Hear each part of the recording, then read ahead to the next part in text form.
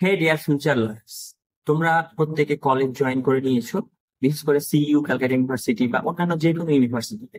এবার তোমরা ভাবছো যে কলেজ যাওয়ার পাশাপাশি আমাদের কি টিউশন নিতে লাগবে বা প্রাইভেট কোচিং কি জয়েন করা দরকার, বা কখন থেকে আমরা প্র্যাকটিস জয়েন করব বা ইন্টার্নশিপ জয়েন করবো। তো তোমাদের জন্যই আমার এই আজকের ভিডিওটা।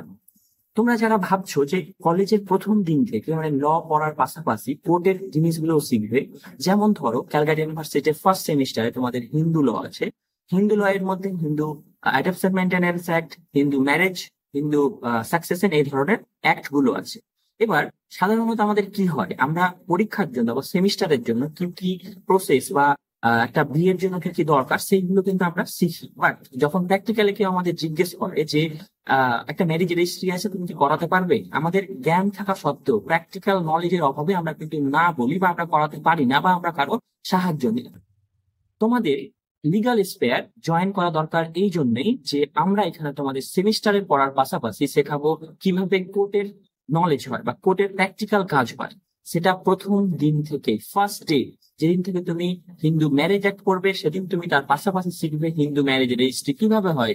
যেদিন তুমি হিন্দু অ্যাডপশন মেনটেন্যান্স অ্যাক্ট করবে, তুমি সেদিন জেনে যাবে কিভাবে অ্যাডপশনের প্রসেস বা অ্যাডপশন কোর্টে কিভাবে দত্তক নেওয়া হয়। অথবা তুমি যদি কন্ট্রাক্ট করো তাহলে একটা এগ্রিমেন্ট কিভাবে তৈরি হয়, একটা পার্টনারশিপ যখন তুমি পড়বে পার্টনারশিপ ডিড কিভাবে তৈরি হয়। এই সমস্ত কিছু নিয়ে তোমাদের পশ্চিমবঙ্গে প্রথমবার মানে সেমিস্টারের পড়ার পাশাপাশি তুমি কলেজের প্রত্যেকটা নলেজ পেয়ে যাচ্ছ। যদি তোমরা এই ধরনের কোচিং এর খোঁজ করে থাকো, তাহলে তোমরা লিগাল স্পেয়ার জয়েন করতে পারো। লিগাল স্পেয়ারে জয়েন করার জন্য স্ক্রিনে দেয়া নাম্বারে যোগাযোগ করতে পারো, অথবা কমেন্ট বক্সে বা ডেসক্রিপশনে দেয়া নাম্বারে আমাদের সাথে যোগাযোগ করতে পারো। Thank you.